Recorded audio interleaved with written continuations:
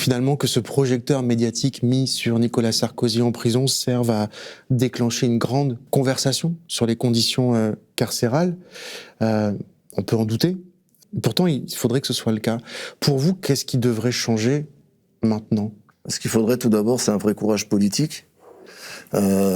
Aujourd'hui, il y a 3 sortes de personnes qui ne devraient pas être en prison. On parle de surpopulation et c'est vraiment ce qui bloque la réinsertion, puisque le personnel qui est sur place ne peut pas travailler vu le nombre. La première catégorie, c'est tous ces gens qui ont des problèmes psychiatriques. Il y a à peu près 30% des détenus. Donc au lieu de construire des prisons, il faudrait peut-être déjà recommencer par reconstruire des places en psychiatrie. Très régulièrement souligné par le contrôleur général des lieux de privation de liberté.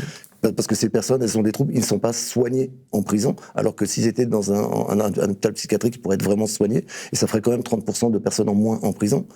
Ensuite, il y a les primo-délinquants. On sait tous que de toute façon, arrivant en prison, ils vont se faire un carnet d'adresses, c'est ce qu'on a tous connu. Ils vont revenir pour des faits plus graves. Alors au lieu de les envoyer en prison, il faut peut-être investir de l'argent pour continuer à construire des fermes où ils pourraient découvrir la nature, les animaux, le bâtiment, peut-être se découvrir une passion, mais en tout cas ne pas se faire ce carnet d'adresses. Et ça ferait encore des places en prison. Et enfin, il y a tous ces problèmes d'addiction.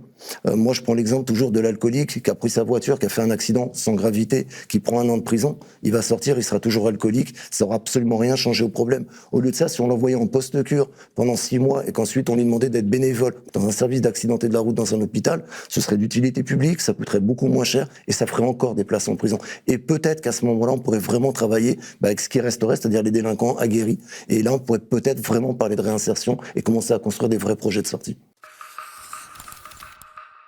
Mediapart.